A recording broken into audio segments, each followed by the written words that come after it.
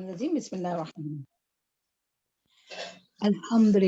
الحمدللہ وقفا والصلاة والسلام علی عباد الذین اصطفیٰ اللہم صلی وسلم علی نبینا محمد۔ السلام علیکم ورحمۃ اللہ وبرکاتہ۔ جی پیاری بہنوں، الحمدللہ اب ہمارا جو مکی دور ہے، جو آپ صلی اللہ علیہ وسلم کے یاد رکھنا 13 سال مکہ میں گزارے ہیں، تو اب ہم آخری 2 سالوں میں ہیں تقریباً۔ تو اس میں ابھی لاسٹ میں جو واقعہ پیش آیا تو ہم نے دیکھی کہ پہلی بیعت عقبہ ہوئی۔ بیعت ہوئی کس کے ساتھ؟ مدینہ والوں کے ساتھ۔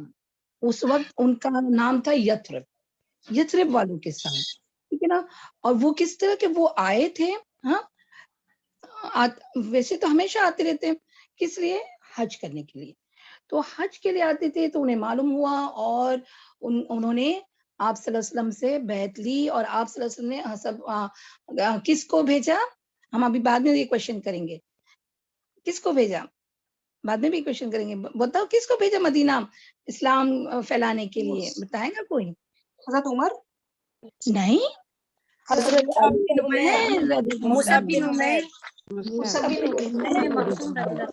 جی ان کو بھیجا۔ اور ان کی وجہ سے بہت، یعنی پورا مدینہ میں ایک بھی گھرانہ ایسا نہ بچا کہ جس میں ایٹ لیسٹ 1 تو بھی ایمان لے آئے، مطلب پورا مدینہ جب یثرب کہلاتا تھا وہ پورا مسلمان ہو گیا تھا۔ تو آپ امیجن کریں نا کہ کہاں یہاں اتنا شدید مخالفت مکہ میں اور کہاں مدینہ۔ جی بولے، کسے بھیجے میم؟ نام کیا بول رہے ہیں؟ نہیں، مدینہ کسے بھیجے نام؟ مصعب بن عمیر رضی اللہ عنہ، ٹھیک ہے، ان کو بھیجے تھے۔ جی چلے، تو پھر ابھی ہم اپنے لیسن پہ آ جاتے ہیں۔ تو اس وقت کتنے لوگ تھے، کوئی بتائے گا؟ کسی کو یاد ہے اس وقت کتنے لوگ تھے؟ پہلی بیعت عقبہ کے وقت 6 تھے نا، پہلی میں 6 تھے، اس کے بعد 6 اور 12، اس کے بعد 12 تو وہ جو جی تو وہ جو 6 تھے نا، وہ صرف اور صرف جیسے بولتے ہیں نا اسٹارٹ ہوتا ہے، جس کو معلومات لینا ہے اور ایمان لے آئے تھے، کیونکہ بہت لوگوں کو معلوم تھا، وہ 6 تھے پہلے۔ وہ بیعت عقبہ نہیں ہوئی، پہلی بیعت عقبہ کب ہوئی؟ جب وہ 6 گئے اور 12 دوسرے سال 12 لوگ آئے نا، تب پہلی بیعت عقبہ ہوئی۔ اوکے، اب دوسری بیعت عقبہ۔ ہاں ایک بات ہے کہ مفسرین اس کو تیسری بھی کہتے ہیں، وہ کنفیوز نہ ہونا، یہ آپ کے لیے نہیں، بس ایک معلومات کے لیے ہے کہ مفسرین یعنی جو محرکین یعنی جو ہسٹورینز ہیں نا، وہ کہتے ہیں کہ جو 6 آئے تھے وہ پہلی بیعت عقبہ بیعت ہو گئی، دوسری بیعت عقبہ، تیسری ابھی ہو رہی ہے، لیکن آپ کنفیوز نہ ہونا، ہم اپنی بک کے حساب سے چلیں گے، ٹھیک ہے۔ یہ ابھی دوسری بیعت عقبہ، اوکے چلیے۔ تو مصعب بن عمیر رضی اللہ عنہ کی کوشش سے بہت سارے لوگ ایمان لے آئے، اور آپ کو یاد ہے سعد بن معاذ رضی اللہ عنہ، انہوں نے لیے، تو پورا ان کا گھرانہ، وہ اوس کے سردار تھے، اور پورا ان کا گھرانہ یعنی پورا جو قبیلہ تھا وہ لے آئے ایمان، ہے نا۔ تو اب کیا ہوا کہ انہی میں سے دوسری بیعت عقبہ ہوئی۔ تو اب دیکھیں، پہلی بیعت عقبہ میں اخلاق کے اوپر ہوا، اب دوسری بیعت عقبہ میں کیا ہوتا ہے، اب انشاءاللہ اپنے آگے پڑھیں گے، ٹھیک ہے۔ چلیں، موسم حج، اعوذ باللہ من الشیطان الرجیم، بسم اللہ الرحمن الرحیم، رب اشرح لي صدری ويسر لي امری واحلل عقدۃ من لسانی یفقهوا قولی رب زدنی علما اللهم فقهنا في الدین اللهم صل وسلم علی نبینا محمد۔ موسم حج سنہ 13 نبوت میں، دیکھیں 13 نبوت nearly last year of the مکی دور کا آخری سال چل رہا ہے۔ 13 نبوت میں یثرب کے بہت سے مسلمان اور مشرکین، دیکھیں دونوں آئے تھے اس وقت، کیونکہ حج آپ کو پتہ ہے کہ مشرک لوگ بھی حج کرتے تھے، دین ابراہیمی پہ اپنے کو مانتے تھے، اور حج میں بہت سے بدعات تھے، ہے نا، اس میں بہت سے بدعات تھے، ننگے ہو کے طواف کرتے تھے، آپ کو پتہ ہے نا وہ سب۔ تو وہ حج تو تھا ہی ان کے دین ابراہیمی پہ، اگر وہ چل رہے تھے تو اس وجہ سے وہ آئے تھے۔ کہاں سے؟ مدینہ سے. ابھی ہم یثرب نہیں لیں گے, ابھی ہم مدینہ لیں گے تاکہ آپ لوگ کنفیوز نہ ہو. تو مدینہ سے مسلمان بھی آئے, ہاں, جو مصعب بن عمیر رضی اللہ عنہ کی کوشش سے, اللہ کی توفیق سے جو ہوئے تھے اس میں سے وہ آئے, اور اس کے ساتھ مشرک بھی لوگ تھے. تو وہ پورا ایک ٹولہ تھا پورا مدینہ سے حج کے لیے آئے. ٹھیک ہے, مسلمانوں نے طے کیا کہ رسول اللہ صلی اللہ علیہ وسلم کو مکہ کے پہاڑوں میں چکر کاٹنے ٹھوکریں کھاتے اور خوف و ہراس کے عالم میں نہ چھوڑیں گے. دیکھیں اللہ تعالیٰ نے کتنا ان کے دل میں محبت پیدا کر دی ہے. حالانکہ پتہ ہے آپ کو, انہوں نے دیکھے بھی نہیں تھے وہ 12 لوگوں کے سوا, کیونکہ دیکھو وہ لوگ آتے تھے حج پر تو اتنا تھوڑی غور کرتے کہ کون رسول اللہ صلی اللہ علیہ وسلم, وہ اپنا کام کرتے تھے چلے جاتے, کوئی جانتا تھا. ٹھیک ہے, تو ان کے دل میں محبت آ گئی کہ نہیں, ہم ان کو یہاں مکہ, پتہ چلا نا کہ اتنی شدت ہوتی ہے, اتنا تشدد ہوتا ہے, تو کہتے ہیں کہ رسول اللہ صلی اللہ علیہ وسلم کو مکہ کے پہاڑوں میں چکر کاٹنے نہیں اور خوف کے عالم میں نہ چھوڑیں گے. چنانچہ انہوں نے آپ صلی اللہ علیہ وسلم سے در پردہ, اب در پردہ مطلب کیا, خفیہ, ذرا اس کو انڈر لائن کریں, خفیہ طور پر در پردہ مطلب خفیہ. اب یہ اب آپ کے امیجن میں چلنا چاہیے کہ یہ ساری جو بھی بیت عقبہ ہو رہی ہے وہ خفیہ ہو رہی ہے, کسی کو نہیں معلوم, جو وہاں موجود ہے اسی کو معلوم. ٹھیک ہے, در پردہ آپ صلی اللہ علیہ وسلم سے در پردہ رابطہ کیا, اور ایام تشریق کون سے ہوتے ہیں, 11, 12, 13 حج کے بعد, ہے نا. ایام تشریق کے درمیان روز رات کے وقت جمرہ عقبہ, جمرہ مطلب ایک نشیط ہوتا ہے, ایک پہاڑ کے نیچے ایک ویلی جو ہوتی ہے نا, تو اس کا ایک دم نچلا حصہ, مطلب اینڈ والا حصہ, ایسا بولے. جمرہ عقبہ کے پاس گھاٹی میں اجتماع منعقد مطلب میٹنگ فکس کی, ہاں, کرنے پر اتفاق کیا سب نے. کس نے, جو مسلمان آئے تھے نا وہ, ہاں, تو اور آپ صلی اللہ علیہ وسلم کے بیچ. ٹھیک ہے, اب یہاں پر پتہ ہے آپ کو کہ جو دو حدیثیں ایسی آ رہی ہیں کہ اس سے خاص کر کے یہ بیت عقبہ کا پتہ چلتا ہے.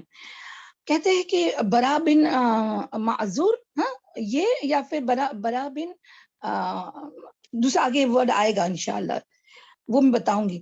یعنی یہ ایک انسان ہے جس کے تحت, مطلب جو سردار تھے ان کے تحت پورا قافلہ آیا تھا. ٹھیک ہے, تو وہ سب کو بھی خفیہ رکھنا چاہتے تھے نا مسلمان, تو وہ ایمان نہیں لائے تھے, لیکن ان کو بھی ایمان لانے کو کہا. تو ابھی یہ جو حدیث میں بیان کریں وہ کعب بن مالک رضی اللہ عنہ سے, وہ کیا کہتے ہیں کہ ہم لوگ حج کے لیے نکلے, رسول اللہ صلی اللہ علیہ وسلم سے ایام تشریق کے درمیانی روز عقبہ میں ملاقات طے ہوئی, اور بلا آخر وہ رات آ گئی جس میں رسول اللہ صلی اللہ علیہ وسلم سے ملاقات طے تھی.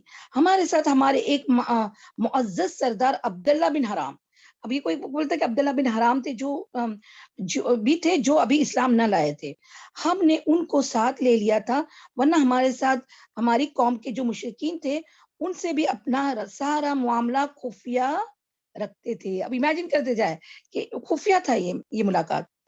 مگر ہم نے عبداللہ بن حرام سے بات چیت کی اور کہا کہ اے ابو جابر, آپ ہمارے ایک معزز اور شریف سربراہ ہیں, اور ہم آپ کو آپ کے موجودہ حالات سے نکالنا چاہتے ہیں تاکہ آپ کل کو آگ کا ایندھن نہ بن جائیں.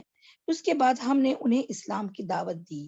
پھر حضرت کعب بن رضی اللہ عنہ پوری واقعے کی تفصیلات بیان کرتے ہوئے فرماتے ہیں کہ ابھی جو آگے آئے گا میں تب اس میں یہ بات بتا دوں گی انشاءاللہ. لیکن یہ جو بات آ رہی ہے نا آگے, یہ کعب بن مالک رضی اللہ عنہ کی حدیث سے زیادہ پتہ چلتا ہے, کیونکہ اس میں بخاری شریف میں بھی اس کی یہ ہے, بہت اچھی حدیث ہے, بہت 3-4 حدیث ہے, لیکن خالی ایک چھوٹا سا معاملہ بہت پیارا ہے, وہ میں بتانا چاہوں گی کہ برا بن, جو ڈاکٹر صاحبہ نے بھی کہا ہے, ہاں, برا بن معذر وہ اور کعب بن مالک, یہ 2 لوگ تھے نا, تو حالانکہ سب طے ہو رہا تھا کہ کب میٹنگ کرنی ہے, لیکن ان دونوں کو نا وہ بڑی میٹنگ سے پہلے نا آپ صلی اللہ علیہ وسلم کو دیکھنے کا بہت شوق آیا. میں بھی حدیث مفہوم بتا رہی ہوں. بہت شوق آیا تو وہ کیا کیے کہ چپکے سے چپکے چھپاتے مطلب کسی کو پوچھتے ہوئے کہ کون ہے وہ رسول اللہ صلی اللہ علیہ وسلم، وہ کون ہے، کیونکہ دیکھا ہوا نہیں تھا نا. تو کسی نے بتایا کہ جاؤ مکہ کے جو کعبہ حرم شریف میں بیٹھے ہوں گے اپنے چچا کے ساتھ. تو یہ دونوں گئے. تو وہ جو برا بن معذر ہے نا، معذر، وہ رضی اللہ عنہ ان کو حضرت عباس رضی اللہ عنہ جانتے تھے. کیوں پتا ہے؟ حضرت عباس آپ صلی اللہ علیہ وسلم کے چچا وہ تاجر تھے، ان کا آنا جانا ہوتا تھا قافلوں کے ساتھ. تو وہ برا بن معذر کو جانتے تھے. ٹھیک ہے. تو جب وہ دونوں آئے نا تو حضرت آپ صلی اللہ علیہ وسلم نے کہا یہ کون دونوں ہیں؟ تو حضرت عباس رضی اللہ عنہ نے کہا یہ ایک ہے برا بن معذر اور ایک ہے کعب بن مالک. ٹھیک ہے، کعب بن مالک. تو آپ صلی اللہ علیہ وسلم کے منہ سے کیا نکلا معلوم؟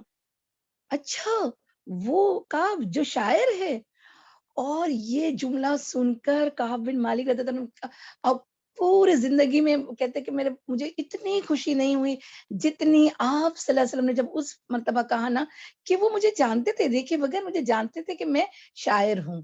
تو سبحان اللہ، اس سے کیا پتہ چلتا ہے؟ پتہ چلتا ہے کہ ہمیں بھی لوگوں کا ایٹ لیسٹ کہیں جائے نا تو ان نون لوگوں کو بھی تھوڑی ان کی معلومات ہونی چاہیے. تبلیغ کے لیے جائے یا اصلاح کے لیے جائے تو اس سے کبھی کبھی کیا ہوتا ہے کہ بہت خوشی ہوتی ہے.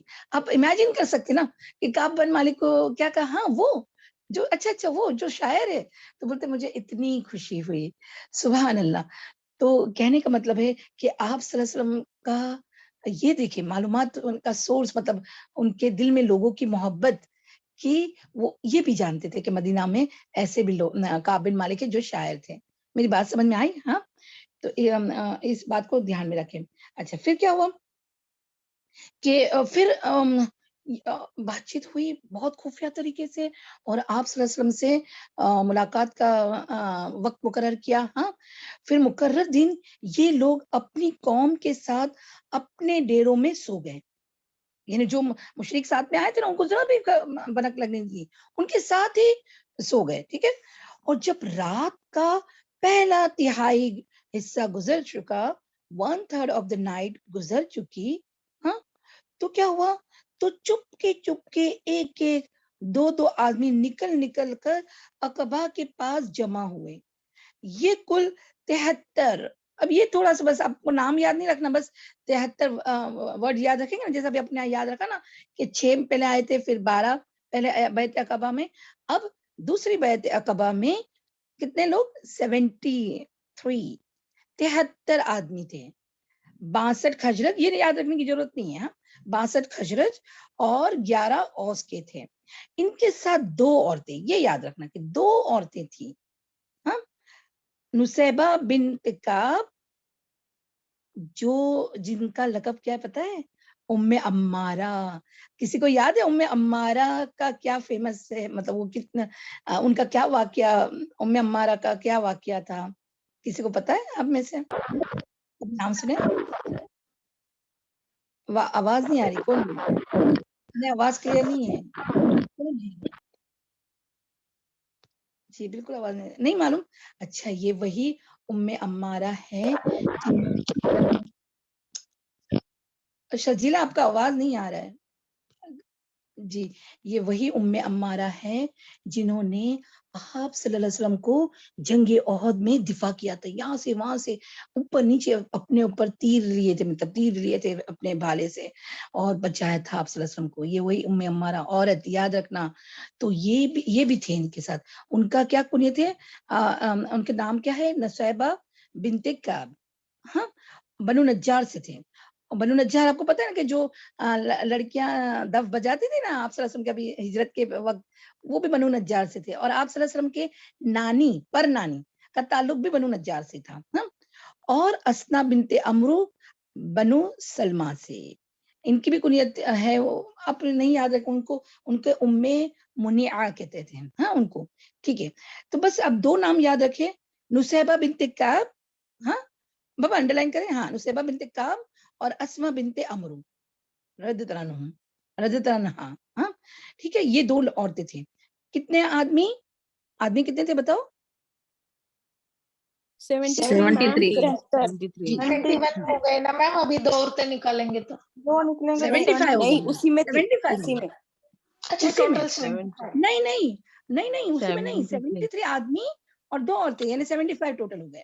ٹھیک ہے, 75 لوگ تھے, 75 لوگ تھے. ہاں, پھر نبی اکرم صلی اللہ علیہ وسلم تشریف لائے. اب امیجن کرتے جائیں, ہاں, کیونکہ یہ پورا واقعہ امیجن کریں گے تو ہی آپ کو سمجھ میں آئے گا کہ کس طرح ہوا تھا.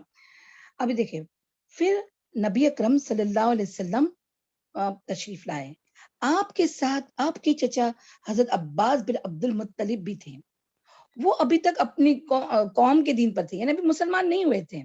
حضرت عباس کا آپ کو ایک خالی بتاتے چلوں کہ ان کے ایمان لانے کا نا تھوڑا تشویش ہے, مطلب کیونکہ بہت ساری باتیں آتی ہے کہ وہ ساتھ دیتے ہیں, اور بہت ساری بات مفسرین کہتے ہیں کہ ان کو خفیہ طور پر رکھے ہوئے تھے. آگے انشاءاللہ ایک بار ان کی بات کریں گے انشاءاللہ. ہاں, حضرت عباس رضی اللہ عنہ کی. ٹھیک ہے, پر یہاں تو ابھی تو انہوں نے جو بہت سارے علماء کہتے ہیں کہ ابھی تو انہوں نے ایمان نہیں لائے تھے, جو جب آپ صلی اللہ علیہ وسلم کے ساتھ تھے تب بیعت عقبہ کے وقت. ہاں, لیکن چاہتے تھے کہ اپنے بھتیجے کے معاملے میں موجود رہیں, خود بخود نفس موجود رہیں اور ان کے لیے ٹھوس اطمینان حاصل کر لے. اب دیکھیں نا, بنو ہاشم سے پہلے عبد المطلب انتقال ہو گئے, پھر ابو طالب سردار تھے, وہ بھی انتقال ہو گئے, ہے نا. ابو لہب جن کو وہ کفالت ملنی چاہیے تھی لیکن اس نے منع کیا, اور وہ بھی بہت جلدی انتقال ہو گئے تھے. کون؟ ابو لہب بھی بہت جلدی انتقال ہو گیا تھا. پھر حضرت عباس, لیکن حضرت عباس چھوٹے تھے, ان میں اتنی یعنی یہ نہیں تھی, مطلب سرداری کے تھا لیکن نہیں تھی. لیکن یہاں پر دیکھو وہ اپنے بھتیجے کو اکیلا نہیں چھوڑ رہے تھے, یعنی وہ قبائلی نظام اور جو اپنے خاندان کی محبت, خون کے رشتے کی قدر, اس وجہ سے وہ آپ صلی اللہ علیہ وسلم کے ساتھ تھے. میری بات سمجھ میں آئی؟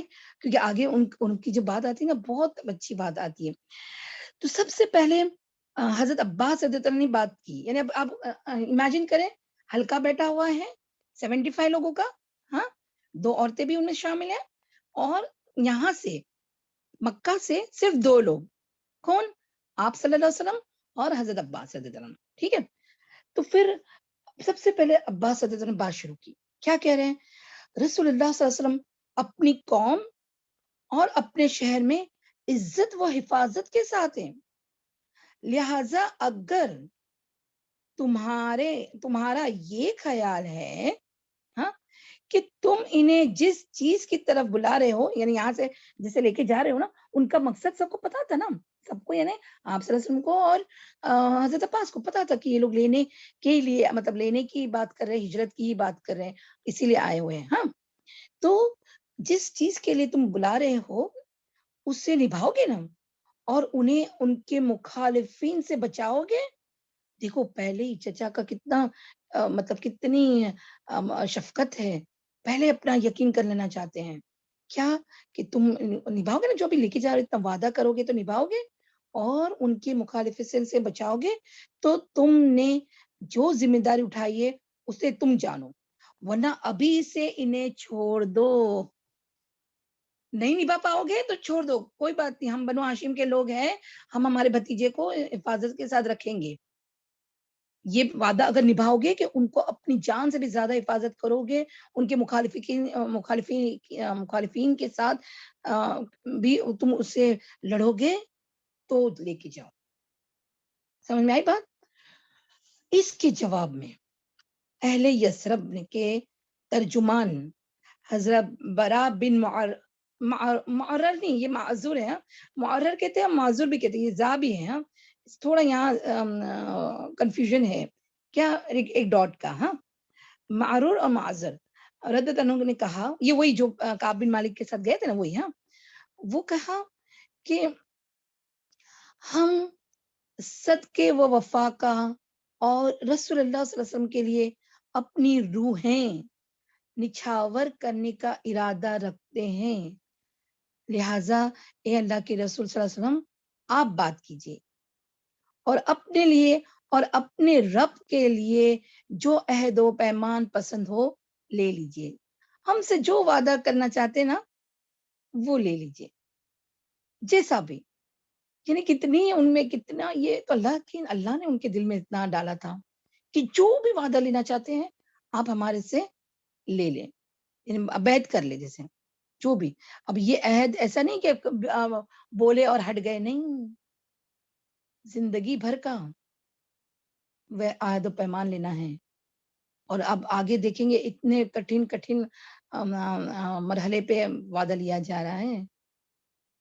اس کے بعد رسول اللہ صلی اللہ علیہ وسلم نے گفتگو فرمائی, آپ نے قرآن کی تلاوت کی, سبحان اللہ, پہلے سب سے پہلے قرآن کی تلاوت, اللہ کی طرف دعوت دی, اسلام کی رغبت دلائی, اور اپنے رب کے لیے عہد لیا کہ سب سے پہلے کیا لیا, تنہا اسی کی عبادت کرو گے اور اس کے ساتھ کسی چیز کو شریک نہ کرو گے.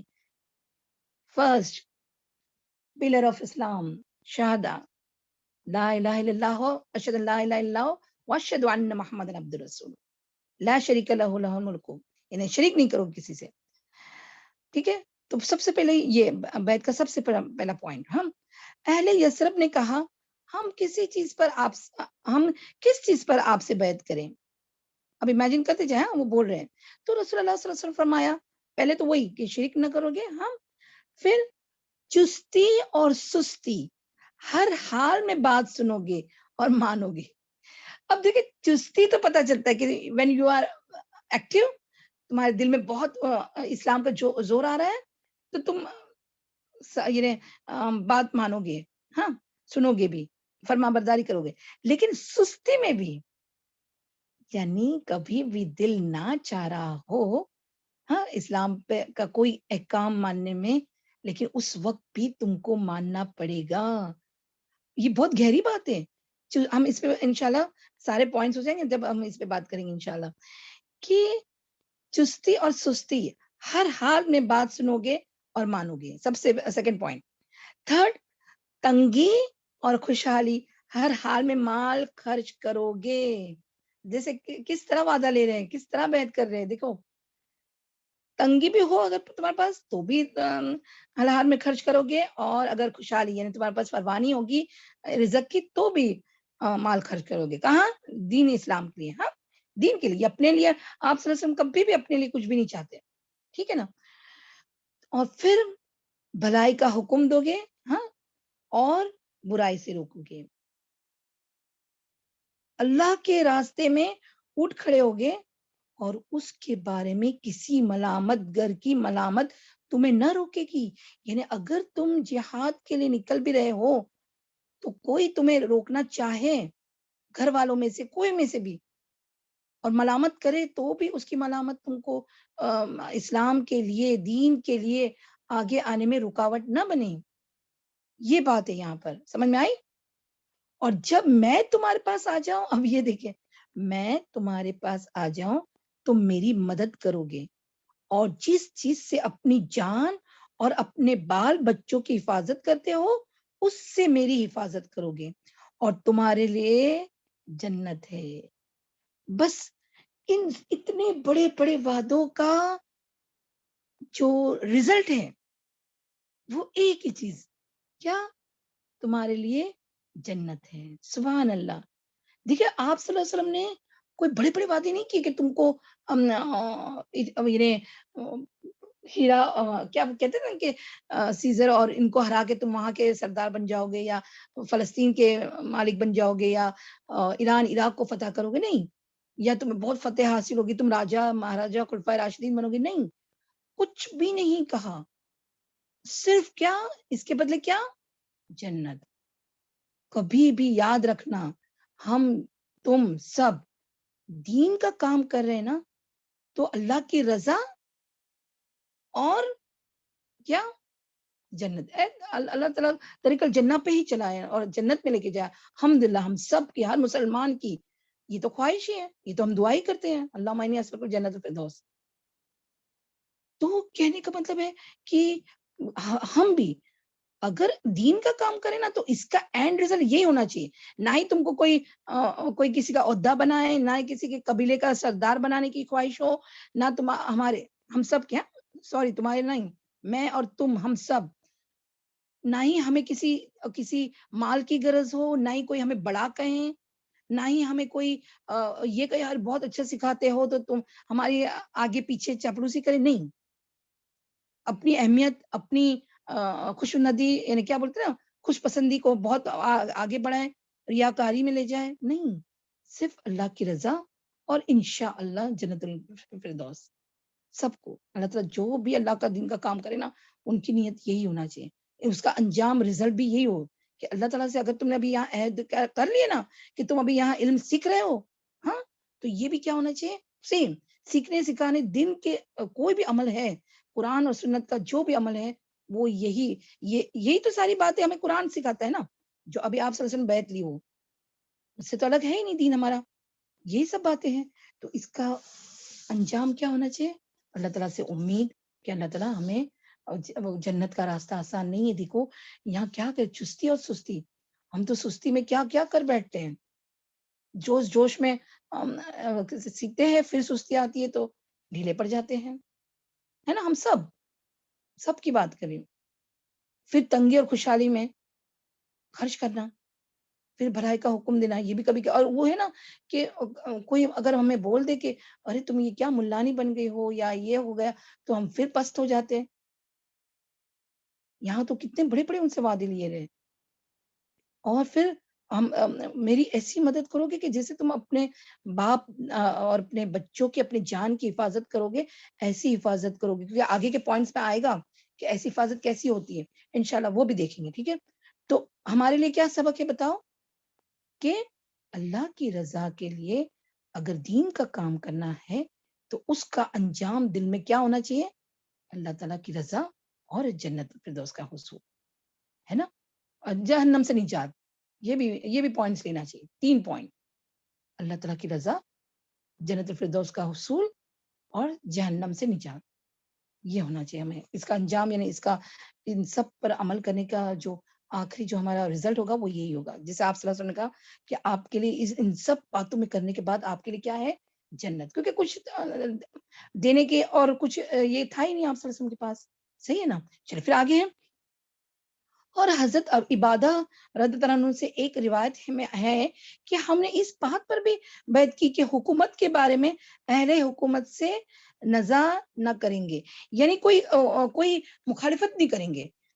جب بھی اگر کوئی کیونکہ آگے پولیٹیکل پوائنٹس آئیں گے، ٹھیک ہے، تو حکومت کی کوئی بھی بات ہوگی، ہاں، رولز اینڈ ریگولیشن ہوں گے، ان کی ہم مخالفت نہیں کریں گے. ٹھیک ہے، یعنی اور پھر یہ بھی نظام میں یہ بھی آئے گا کہ ہم کوئی عہدے کی طلب نہیں کریں گے. اگر حکومت بھی قائم ہو گئی اسلام کی تو ہمیں یہ نہیں چاہیے. ٹھیک ہے، ہم بات مانیں گے. ٹھیک ہے، اہل حکومت کی. پھر اس پر حضرت برا بن معرور، ابھی بھی معرور ہی آ رہا ہے لیکن ڈاکٹر صاحب نے تو مجھے معذور لکھا تھا، چلے معرور ہی پڑھتے ہیں ہم. برا بن معرور رضی اللہ عنہ نے آپ صلی اللہ علیہ وسلم کے ہاتھ پکڑ کر کہا، دیکھیں ابھی کا ہاتھ بھی پکڑ لیا، ہاں، اس ذات کی قسم جس نے آپ کو حق کے ساتھ بھیجا ہے، ہم یقیناً. اب ان کی طرف سے یعنی آپ صلی اللہ علیہ وسلم نے تو بیعت کے سارے پوائنٹ بتا دیے. اب ان لوگوں کی طرف سے، کس کی طرف سے، اہل یثرب کی طرف سے کیا کیا تسلیاں اور کیا کیا اس وعدے کا وعدے کو پورا کرنے کے لیے کیا کیا کہا جا رہا ہے، وہ لوگ بھی کیا وعدے کر رہے ہیں، یہ ابھی آگے کی بات آ رہی ہے. ہاں صحیح. تو اس ذات کی قسم جس نے آپ کو حق کے ساتھ بھیجا ہے، ہم یقیناً اس چیز سے آپ کی حفاظت کریں گے جس سے اپنے ماں بال بچوں کی حفاظت کرتے ہیں. لہذا آپ ہم سے بیعت لے لیجئے. ہم اللہ کی قسم فرزندانے درب و حرب ہے. اب یہ درب اور حرب کو ذرا انڈرلائن کریں، درب اور حرب پر آئیں گے ہم. اور ہتھیار ہمارا کھلونا ہے، ہماری یہی ریت باپ دادا سے چلی آ رہی ہے. آپ کو پتا ہے نا کہ مدینہ، ہم نے پہلے بھی کہا تھا، مدینہ کے لوگ کھیتی باڑی والے بہت بہادر تھے. اور کون سی جنگ ان کے بیچ میں، 2 قبیلوں کے بیچ میں برسوں سے چلی آ رہی، کیا نام تھا اس کا، کوئی بتائے گا؟ جی، جنگے نہیں، جنگ فجار. جنگ فجار. فجار فجار ہے. فجال فجار جنگ مدینہ فجار والے جنگ فجار کہاں سے؟ جی میم. جنگ فجار باز، جنگ باز. بواز. جگہ فجار مکہ میں. آپ ایگزام میں میرے خیال سے آپ گڑبڑ کرنے والے ہیں. مدینہ والوں کی جنگ باز، مکہ والوں کی جنگ فجار. بہت ایزی نام ہے نا اس لیے. چلے کوئی بات نہیں، مشکل نہیں. آپ کو پتا ہے نا کہ پھر یہ جنگ باز کیا بولے مدینہ والوں کی جنگ باز، باز باز. باز. ہاں، با واو الف سا، الف با تا سا ہے نا وہ سا، ٹھیک ہے. ہاں باز. اور پھر کیا ہوا کہ آپ کو پتا ہے نا کہ یہ جنگی پہلے سے چلی آ رہی ہے. یہ لوگ کھیتی باڑی والے لوگ، آپ کو پتا ہے نا جو کھیتی باڑی کرتے ہیں ان میں اسٹرینتھ بہت رہتی ہے الحمدللہ، کیونکہ فزیکل ورک زیادہ رہتا ہے. اور یہ جو ہے نا کہ ضرب و حرب، یہ مارنا اور لڑنا، یہ کام کوئی آسان کام نہیں تھا. آپ کو پتا ہے نا کہ جب مدینہ میں آپ سے ہجرت ہوئی پھر یہ جنگیں ہوئی، تو یعنی اللہ تعالیٰ نے کس طرح مدینہ کو چوز کیا. ابھی سپوز کوئی اور جگہ چوز ہوتی، اہل عرب تو بہت لمبا، عربستان تو بہت بڑا تھا، ہجرت کا کوئی بھی مقام ہو سکتا تھا، لیکن مدینہ والے بہت بہادر لوگ، اسی لیے تو اتنی جنگیں ہوئی الحمدللہ. مطلب پھر یعنی کہنے کا مطلب ہے ان کو پتا تھا کہ اس طرح جب ہجرت ہوگی تو یعنی اگر جنگ لڑنا بھی پڑے، کیونکہ پتا تھا نا کہ اتنی مخالفت ہوگی اتنی آسانی سے. مکہ والے سب کے ذہنیت کو پتا تھا، اہل عرب کی ذہنیت کو پتا تھا، کیونکہ خود بھی عرب تھے. مشرکین عرب کا ذہن پتا تھا، ان کو پتا تھا کہ جب ہم لے کے جائیں گے تو اس طرح سے کوئی آسانی سے ہم کو جانے مطلب وہاں رہنے نہیں دے گا، مخالفتیں تو آئے گی، لڑنا جھگڑنا تو ہوگا. تو وہ بولتے کہ یہ تو ہمارے کھلونا ہے، کیا ہتھیار، ہم اپنے باپ دادا سے چلے آ رہے. تو ہم یعنی دیکھو پہلے ہی عہد لے رہے ہیں کہ اگر لڑنا جھگڑنا جنگ ہوئی تو ہم پورا ساتھ دیں گے رسول اللہ علیہ وسلم کا، یہ دین کا، سمجھو دین کے معاملے میں. میری بات سمجھ میں آئی؟ تو سبحان اللہ، یہ اللہ تعالیٰ نے ایک پرفیکٹ پلان تھا جس میں، اور یہ تو تورات میں بھی تھا کہ دو وادی کے بیچ میں دو پہاڑوں کے بیچ میں جو وادی ہوگی وہاں آخری نبی آئیں گے. تو یہ وہی جگہ ہے سبحان اللہ، مدینہ والوں کی جگہ، مدینہ یثرب. ہاں، اب سمجھ میں آئی کہ یہ حرب، ضرب اور حرب، ماننا اور لڑنا ان کے خون میں تھا. یعنی یہ ڈرتے نہیں تھے، پیچھے ہٹنے والوں میں سے نہیں تھے کبھی لڑائی جھگڑا ہو تو. ٹھیک ہے نا. پھر اچھا ایک بات اور سمجھ میں یہاں پر ہم نے پہلے بھی بتائے تھے کہ کتنا ڈفرنس ہے نا، مکہ میں اتنا تشدد اور مدینہ میں اتنی راحت مدینہ والوں سے، کہ اللہ کا یعنی یہ اللہ کے اپنے حبیب کے لیے اتنی، اور اپنے صحابہ کے لیے اتنی تشدد کے بعد ایک ٹھنڈک پہنچانے کے لیے. یعنی وہ بھی تو مشرک تھے نا مدینہ والے. یہاں 13 سال میں لوگ مانے نہیں مکہ میں، اور یہاں دیکھو ایک دو تین سال ہوئے نا، جو 6 لوگ آئے تھے، اس کے بعد سے تقریباً 3 سال اس میں لوگ آ رہے ہیں، مان رہے ہیں. اچھا اور ایک بات یاد رکھنا، یہ بات آپ کو پہلے بھی پتا ہوگی کہ جنگ بعث کا جو معاملہ تھا نا، یہ دونوں اوس اور خزرج میں جھگڑے ہوتے تھے نا، تو اس کا آپ صلی اللہ علیہ وسلم کے ہجرت کے پہلے کیا ہوا تھا کہ یہ دونوں قبیلے اب تھوڑا کنڈیشن میں ٹرمز میں آ گئے تھے، اچھی ٹرمز میں آ گئے تھے کہ چلو جنگیں نہیں ہوگی، اور کیا کریں گے، ہم ایک دوسرے کے ساتھ اچھی طرح سے رہیں گے. اور عبداللہ بن ابی کو سردار بنائیں گے. یہ وہاں پر چل رہا تھا پولیٹیکل سچویشن ان مدینہ. اور اب دیکھیں یہاں ہجرت ہو رہی ہے، اسی لیے تو عبداللہ بن ابی اتنا مخالفت منافقین بن گیا، کیونکہ اس کو بنانے کا ارادہ تھا کیا، سردار. ہاں ٹھیک ہے نا، اتنی بس بات آگے آئے گا انشاءاللہ کیا ہے وہ. پھر کیا ہوا، اتنے میں ابو الہیثم بن تیہان نے بات کاٹتے ہوئے کہا کہ اللہ کے رسول صلی اللہ علیہ وسلم، ہمارے اور کچھ لوگ کے درمیان عہد و پیمان کے رسیاں ہیں، یعنی یہود، ان کے ساتھ یہود رہتے تھے نا، تو بولتے ہیں وہ یہود کے ساتھ ہمارے ٹرمز ہیں، ہمارے اچھے تعلقات ہیں، اس کے بزنس تعلقات. ٹھیک ہے، تو وہ ہے. تو پھر ہاں ان کے، اور اب ہمیں ہم انہیں کاٹنے والے ہیں. یعنی اب جب ہم اسلام کے اندر آ جائیں گے تو اب ہم ان سے کے ساتھ تھوڑے رہیں گے نا. ہم ان سے کا تو کہیں ایسا تو نہیں کہ ہم ایسا کر ڈالیں، یعنی ہم تو ان کے ساتھ جھگڑا موڑ لیں گے. کس کے ساتھ؟ یہود کے ساتھ. اور پھر اللہ آپ کو غلبہ عطا کر دے تو آپ ہمیں چھوڑ کر اپنی قوم کے پاس پلٹ آئیں. پھر وہ خدشہ ہم نے پہلے آپ کو مکہ کا بھی بتایا تھا نا، فتح مکہ کا وقت بھی یہاں پہلے ہی ان کے دماغ میں دیکھو خدشہ ہے کہ ایسا تو نہیں کہ ہم آپ کے ساتھ لڑیں گے، یہود سے مخالفت کر لیں گے، ہاں، اور آپ غلبہ عطا ہو جائے گا تو پھر آپ اپنی قوم کے پاس یعنی مکہ لوٹ آئیں گے، اپنی قوم کے پاس لوٹ آئیں گے. کہیں ایسا تو نہیں. اب دیکھو آپ صلی اللہ علیہ وسلم نے کیا جواب دیا. رسول اللہ صلی اللہ علیہ وسلم نے تبسم فرمایا اور کہا نہیں، بلکہ خون خون ہے اور بربادی بربادی ہے.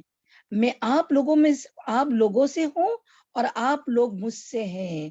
یہ یاد رکھنا یہ جملہ، میں آپ لوگوں میں سے ہوں اور آپ لوگ مجھ سے ہیں. جس سے آپ جنگ کریں گے میں جنگ کروں گا، اور جس سے آپ صلح کریں گے میں صلح کروں گا. اللہم صلی وسلم علی نبینا محمد. کتنا اچھا وعدہ لے لیا نا کہ نہیں ایسا تو نہیں ہوگا، اب ہر چیز تمہارے ساتھ نہیں، میں تم کو چھوڑوں گا. ٹھیک اس فیصلے کن لمحے میں حضرت عباس بن عبادہ بن ندلہ رضی اللہ عنہ آگے بڑھے اور انہوں نے کہا، ٹھیک ہے کیا کہا دیکھیں. آپ لوگ جانتے ہیں کہ یعنی اب بڑی بڑی باتیں نہ کرو، پہلے پھر سے ایک وارننگ یاد دلا رہے. کیا آپ لوگ جانتے ہیں کہ ان سے کس بات پر بیعت کر رہے ہیں؟ ان سے سرخ و سیاہ یعنی سارے انسان، سرخ و سیاہ مطلب کالے گورے، ہم کہتے ہیں نا کالے گورے لوگ سب، عربی اجمی سب، ہاں، سارے انسانوں سے جنگ پر بیعت کر رہے ہیں. اس لیے اگر آپ کو اندازہ ہے کہ جب آپ کے اموال کا صفایہ کر دیا جائے گا اور آپ کے اشراف قتل کر دیے جائیں گے تو آپ ان کا ساتھ چھوڑ دیں گے، تو پھر ابھی سے چھوڑ دیجئے. یعنی جب اتنی مشکلات آئے گی تب چھوڑیں گے، اس سے اچھا بھی چھوڑ دو، کیونکہ یہ دنیا اور آخرت کی رسوائی ہے. اور اگر آپ لوگوں کا یہ خیال ہے کہ مال کی تباہی، دیکھو جنگ ہوگی تو مال کی تباہی بھی ہوگی، مال کی تباہی اور اشراف کے قتل کے باوجود عہد نبھائیں گے تو پھر انہیں لے لیجئے، کیونکہ یہ واللہ دنیا اور آخرت کی بھلائی ہے. سخت امتحان تھا ان کا، سمجھ میں آیا؟ سخت امتحان کہ اس طرح سے ہوگا. اور اگر جب چھوڑنے کا ارادہ رکھ رہے ہوگا، ابھی سے کچھ دل میں اگر آ رہا ہے کہ بہت تکلیف آؤں گی تو چھوڑ دیں گے، نہیں تو ابھی چھوڑ دو. ٹھیک ہے، تو یہ بھی یہ اس سے ہم کس سے ریلیٹ کریں گے؟ ہمارا قرآن کا سفر بھی بہت لمبا ہے. الحمدللہ ہم تو چاہتے کہ کوئی نہ چھوڑے، کسی سے بھی نہ چھوٹے. یہ بھی سخت امتحان ہے، بہت امتحان آئیں گے. کہاں سے آپ لوگوں کو، ہم کو بھی ثابت کرنے کہاں سے آئیں گے، ادھر سے ادھر سے امتحان، اس کے امتحان سے، شوہر سے، بہت چیزوں سے. ٹھیک ہے، لیکن انشاءاللہ ہم لوگ امتحان میں پاس ہو جائیں گے انشاءاللہ. ٹھیک ہے. تو لوگوں نے کہا ہم انہیں مال کی تباہی اور اشراف کے قتل کے خطرے کے ساتھ لیتے ہیں. اللہ کے رسول صلی اللہ علیہ وسلم بتلائیے اس کے بدلے میں ہمارے لیے کیا. حالانکہ پہلے آپ صلی اللہ علیہ وسلم نے کہہ لیا، لیکن پھر تسلی چاہتے ہیں. آپ صلی اللہ علیہ وسلم فرمایا جنت. لوگوں نے کہا اپنا ہاتھ پھیلائیں. ٹھیک ہے، یعنی ہم بیعت کر لیتے ہیں. جنت کا نام سنے تو کر لیا، کچھ نہیں چاہیے دنیا کا، کوئی وعدہ نہیں کیا کہ تم کو ایسا یہاں کی فتح ہوگا، یہاں فتح ہوگا، کوئی نہیں، صرف جنت. انہوں نے کہا لائیے اپنا ہاتھ پھیلائیے. آپ صلی اللہ علیہ وسلم نے ہاتھ پھیلایا اور لوگ بیعت کے لیے لپکے. ابھی دیکھو بیعت ہوئی نہیں، ہاں، بیعت کے لیے لپکے. ابھی تک تو مناظرہ ہی چل رہا تھا نا، بات چیت ہو رہی تھی. ٹھیک ہے، اب فزیکلی جب بیعت کرنے کا پتہ ہے نا کہ آپ کو بیعت کرتے وقت ایک ہاتھ پہ دوسرے جو بیعت کرتے ہیں اس کا ہاتھ لیتے ہیں، اور بیعت کی یہ اصول ہوتا تھا. اس پر ایک کوئی کہتے ہیں کپڑا بھی ڈال دیتے تھے پہلے کے آپ صلی اللہ علیہ وسلم کے زمانے میں، لیکن ہاتھ پہ ہاتھ دے کے بیعت ہوتی تھی. اور یاد رکھنا عورتوں کے ساتھ نہیں، آپ صلی اللہ علیہ وسلم نے کبھی بھی نامحرم عورتوں کو کبھی بھی ہاتھ نہیں لگایا، اور یہ سنت ہے. ٹھیک ہے، ہاتھ نہیں، شیک ہینڈ نہیں. ہاں، تو لوگ بیعت کے لیے لپکے، مگر عین اسی وقت آپ کا ہاتھ حضرت اسد بن زرارہ رضی اللہ عنہ نے پکڑ لیا اور کہا اہل یثرب ذرا ٹھہرو، ہم آپ کی خدمت میں اونٹوں کے کلیجے مار کر یعنی لمبا سفر کر کے اس یقین کے ساتھ حاضر ہوئے ہیں کہ آپ اللہ کے رسول ہیں. آج آپ کو یہاں سے لے جانے کے معنی ہے سارے عرب سے دشمنی. دیکھیں ان کو پتا تھا سارے عرب سے دشمنی, اپنے چیدہ سرداروں کا قتل اور تلواروں کی مار, یعنی یہ خطرہ تو ہے ہی آپ کو ساتھ لے کے جانے سے. کیا؟ سارے عرب سے دشمنی نمبر 1. نمبر 2 اپنے چیدہ سرداروں کا قتل. چیدہ مطلب جو نہیں مانتے, صحیح ہے, اور تلواروں کی مار. اب اگر آپ لوگ یہ سب برداشت کر سکتے ہیں تو انہیں لے لیں اور آپ کا اجر اللہ پر ہے. اور اگر آپ لوگ اپنے متعلق کوئی اندیشہ رکھتے ہیں یعنی کوئی ابھی بھی کوئی شک ہے رکھتے ہیں تو انہیں ابھی سے چھوڑ دے, یہ اللہ کے نزدیک زیادہ قابل عذر ہوگا. یعنی پیچھے نہ ہٹنا, اب بہتر ہے کہ ابھی چھوڑ دیں, یہ زیادہ بہتر ہے.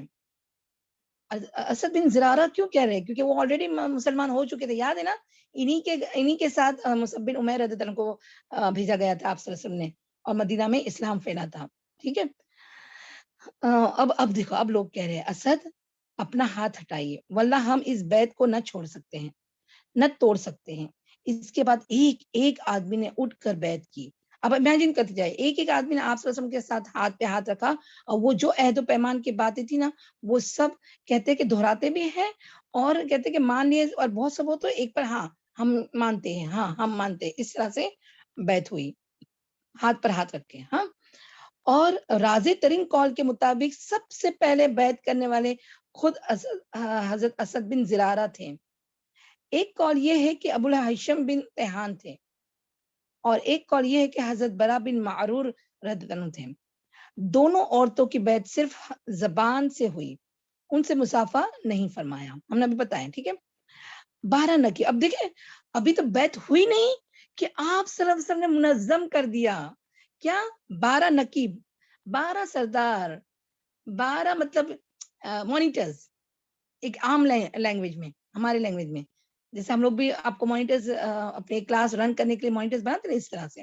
تو 12 نقیب, اور یاد ہے نا موسیٰ علیہ السلام نے بھی کتنے نقیب یہ کیے تھے؟ 12. یہاں بھی 12 نقیب. بیعت مکمل ہو چکی تو رسول اللہ صلی اللہ علیہ وسلم نے لوگوں سے طلب کیا کہ وہ اپنے آپ میں سے 12 نقیب پیش کرے, یعنی اپنے سرداروں کو چن لے, مطلب اپنے مانیٹر چن لے اور ہمیں بتا دیں. 12 نقیب پیش کریں جو اپنی قوم کے نگراں اور ان کے معاملات کے ذمہ دار ہوں گے. اس پر 9 آدمی خزرج سے اور 3 آدمی اوس سے منتخب کیے گئے. خزرج کے نقبہ کے نام یہ ہے. نقبہ اب آپ کو نام یاد رکھنے کی ضرورت نہیں ہے, ہاں 12 کے, بس یہ ہم برکت کے تحت ہم ان کے نام پڑھتے ہیں. ہاں, برکت مطلب یہ ہمارے ہیروز ہیں نا, تو ان کا تو تذکرہ ہونا چاہیے. ہاں ٹھیک ہے, اس وجہ سے. چلیے کون کون ہے؟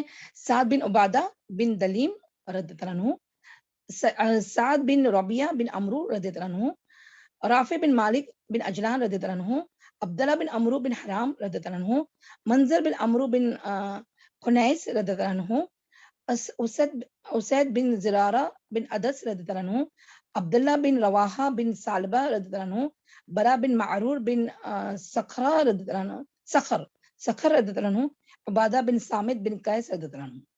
ہاں یہ 9 تھے.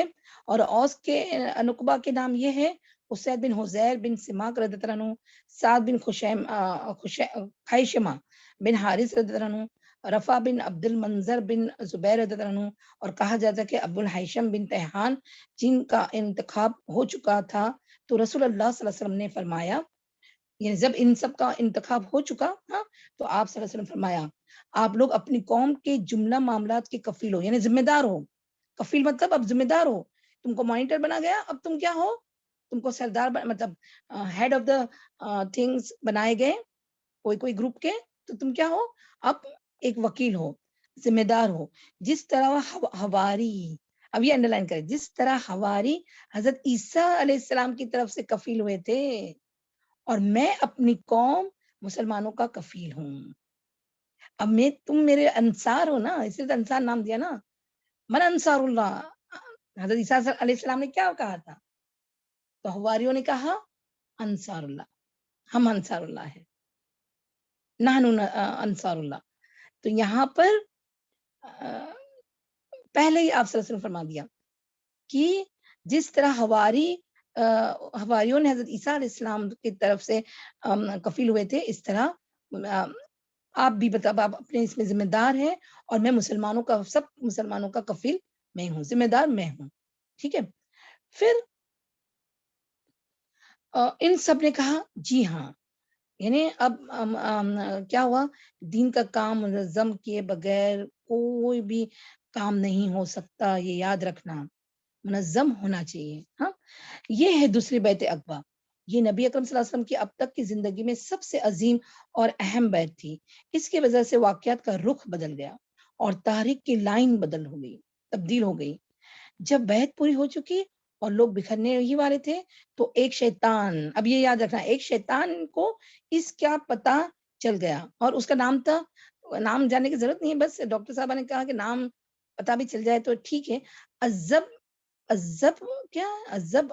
ابن عزیب یہ نام تھا، کوئی یاد رکھنے کی ضرورت نہیں ہے، بس وہ نام آتا ہے حدیث میں. ٹھیک ہے. تو ایک شیطان کو اس کا پتہ چل گیا. اس نے نہایت بلند آواز سے، جو شاید ہی کبھی سنی ہوگی، پکار لگائی کہ خیمے والوں، کیا محمد سے نپٹو گے صلی اللہ علیہ وسلم. ہاں، اس وقت بے دین ان کے ساتھ ہیں اور وہ تم سے لڑنے کے لیے جمع ہیں. اب دیکھو، وہ شیطان کی بات، یہ بھی معجزہ تھا کہ کسی کو سنائی نہیں دی، کوئی لوگوں کو سنائی نہیں دی، لیکن کس کو؟ رسول اللہ صلی اللہ علیہ وسلم کو سنائی دی گئی. آپ صلی اللہ علیہ وسلم نے فرمایا، او اللہ کے دشمن، میں تیرے لیے جلد ہی فارغ ہو رہا ہوں. اور لوگوں سے فرمایا کہ تم اپنے اپنے ڈیروں پہ چلی جائیں. وہ ذکر ہی نہیں کیا، کیونکہ خفیہ رکھنا تھا نا، اس کو اس کی نفس تھوڑی فلانی تھی وہ شیطان کی. کچھ نہیں کہا، اور اپنے اپنے ڈیروں میں جا کے سونے کو کہا. یعنی بیعت پوری ہو گئی. شیطان نے سن لیا، بہت زور سے آواز لگائی. تو کیا ہوا؟ اچھا، یہاں جو مسلمان جو تھے نا، ان کو بھی نہیں سنائی دیا، صرف آپ صلی اللہ علیہ وسلم کو یہ سنائی دیا تھا. ٹھیک ہے. تو وہ ان کو جھڑک دیا آپ صلی اللہ علیہ وسلم نے، کس کو؟ شیطان کو. ٹھیک ہے. چنانچہ یہ لوگ اپنے اپنے ٹھکانوں پر واپس جا کر سو گئے اور وہیں صبح کی. ادھر صبح ہوئی تو قریش نے اس پر احتجاج کے لیے اہل یثرب کے خیموں کا رخ کیا. مگر ابھی دیکھیں، ان کو نا تھوڑی تھوڑی بھنک ہو گئی تھی، اور شاید بولتے نا، وہ مفسرین کہتے ہیں کہ شاید یہ شیطان کی جو بات تھی نا، شاید کوئی نے سن بھی لی ہوگی، لیکن سنی انسنی کا مطلب مانے نہیں ہوں گے، لیکن پھر بھی تسلی کے لیے وہ لوگ ان کے خیمے کے پاس آئے. کس کے؟ اہل یثرب کے خیمے کے پاس آئے. کون؟ مشرکین مکہ. وہ آئے اور پہلے کیا کہ مشرکین یثرب، یعنی جو مدینہ سے مشرک بھی آئے تھے نا، مسلمانوں کے ساتھ مشرک بھی آئے تھے. یاد ہے نا کہ ایک ان کے ڈیروں سے اٹھ کے چھپ کے جو مسلمان تھے وہی عقبہ کے پاس گئے تھے نا، اور آ کے اب سو گئے. تو صبح ہوئی تو سب لوگ ساتھ میں ہیں نا، مشرک اور مسلمان ساتھ میں ہی ہیں وہ خیمے میں. تو وہ مشرک کے پاس گئے، یثرب کے مشرک کے، یعنی مدینہ کے مشرک کے پاس گئے، اور کیا کہا کہ کیا ہوا، مطلب احتجاج کیا کہ کچھ ہوا یہاں پر، کوئی ایسا مطلب تبدیلی کی کوئی بات ہوئی. تو اہل مشرک نے، یعنی یثرب کے جو اہل مشرک تھے نا، انہوں نے کہا کہ یہ باطل خبر ہے. نہیں، یعنی ایسا تو کچھ بھی نہ ہو، کیونکہ ان کو تو پتہ ہی نہیں، یہ تو سارا خفیہ ہوا تھا، ہے نا. اور اچھا ہوا مسلمانوں کو جھوٹ بولنے کی ضرورت بھی نہیں پڑی. سمجھ میں آیا؟ وہی جواب دے رہے تھے. کون؟ مشرکین مدینہ. اور جو مدینہ کے مسلمان ہو گئے تھے، انہوں نے جواب نہیں دیے، اور انہوں نے کہا کہ نہیں، یہ تو باطل خبر ہے، ایسی کوئی بات ہوئی نہیں ہے. جبکہ مسلمانوں نے چپ سادھ رکھی. چنانچہ قریش نے مشرکین کی بات سچ سمجھی اور نام مراد واپس چلے گئے. لیکن بعد میں قریش کو یقینی طور پر معلوم ہو گیا کہ خبر صحیح ہے. چنانچہ ان کے سواروں نے تیز رفتاری سے اہل یثرب کا پیچھا کیا، یعنی اہل مدینہ کا پیچھا کیا، اور سعد بن عبادہ اور منظر بن عمرو کو ازاخر کے پاس جا لیا، یعنی دونوں کو پکڑ لیا وہاں. ٹھیک ہے. کون؟ سعد بن عبادہ اور منظر بن عمرو. لیکن منظر بن عمرو نے انہیں بے بس کر دیا، یعنی اپنے آپ کو چھڑا لیا اور نکل بھاگے. البتہ سعد رضی اللہ عنہ پکڑے گئے اور انہیں باندھ کر مارتے اور بال گھسیٹتے ہوئے مکہ لے جایا گیا. لیکن وہاں مطعم بن عدی، یاد رکھنا یہ نام ہے، مطعم بن عدی اور حارث بن حرب نے انہیں چھڑا دیا، کیونکہ وہ ان دونوں کے قافلوں کو مدینہ میں پناہ دیا کرتے تھے.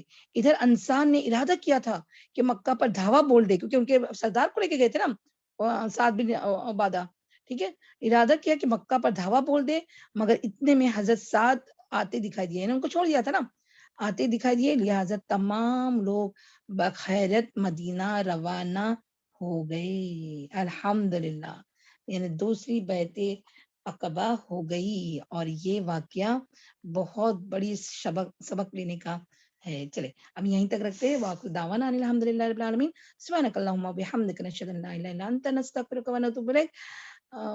ربنا تقبل منا انک انت السمیع العلیم وتب علینا انک انت التواب الرحیم. اللہم صلی وسلم علی نبینا محمد. السلام علیکم ورحمۃ اللہ وبرکاتہ.